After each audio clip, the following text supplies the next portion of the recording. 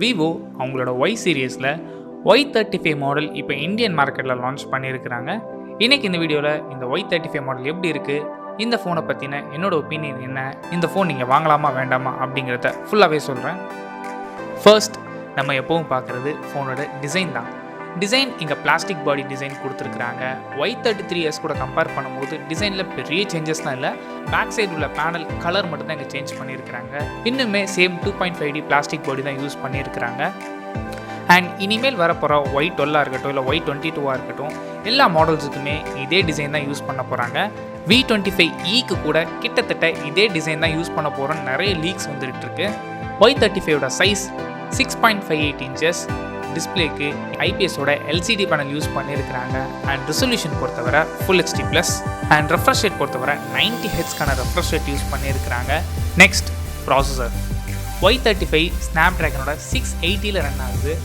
இந்த ப்ராசஸரோட பர்ஃபார்மன்ஸ் எடுத்துக்கிட்டிங்கன்னா டீசெண்டான யூசேஜுக்கு இந்த ப்ராசஸர் தாராளமாக போதுமானது தான். நீங்கள் நார்மல் யூஸர் இல்லை கொஞ்சம் இன்டென்ஸாக யூஸ் பண்ணுறீங்கன்னா இந்த ப்ராசஸர்னால ஈஸியாக ஹேண்டில் பண்ண முடியும். கேம்ஸ்லாம் மீடியம் கிராஃபிக்ஸ் வரைக்கும் உங்களால் ஈஸியாக ப்ளே பண்ணிக்க முடியும். 15,000க்குள்ளே இந்த 680 கொடுத்துருந்தாங்கன்னா ஓகேன்னு சொல்லியிருக்கலாம். பட் 15,000க்கு தாண்டியுமே இன்னுமே 680 அப்படிங்கும்போது கொஞ்சம் யோசிக்க வேண்டியதாக இருக்குது. இந்த ப்ராசஸரை சப்போர்ட் பண்ணுறதுக்கு 8GB RAM கொடுத்துருக்குறாங்க. அண்ட் ஸ்டோரேஜ் பொறுத்தவரை 128GB. Next cameras.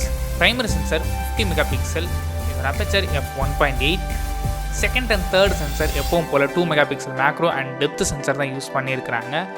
And front facing camera செல்ஃபீஸ்க்காக 16 மெகாபிக்சல் அண்ட் இதோட அப்பேச்சர் f2.0. Next battery. இந்த 5000 mAhக்கான பேட்டரி கெப்பாசிட்டி கொடுத்துருக்குறாங்க. இதை சப்போர்ட் பண்ணுறதுக்கு 44 வாட்ஸ்க்கான ஃப்ளாஷ் சார்ஜர் எங்கள் பாக்ஸ்லேயே இன்க்ளூட் பண்ணியிருக்கிறாங்க. ரொம்ப ஃபாஸ்ட்டான சார்ஜர். இதே சார்ஜர் தான் ஆல்ரெடி Y75 4G மாடல்லையும் அண்ட் V23E மாடல்லையும் இதே சார்ஜர் தான் யூஸ் பண்ணியிருந்தாங்க.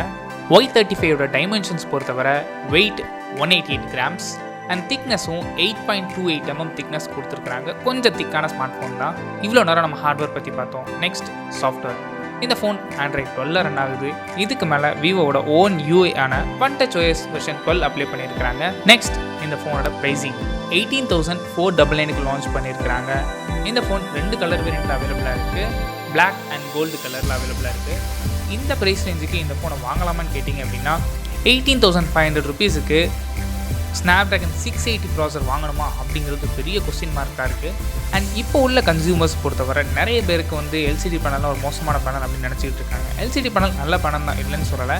பட் அது கூட கம்பேர் பண்ணும்போது இதே ப்ரைஸ் ரேஞ்சில் நிறைய கம்பெனிஸ் பார்த்திங்க அப்படின்னா ஆம்லெட் பேனல் ஆஃபர் பண்ணிக்கிட்டு இருக்காங்க.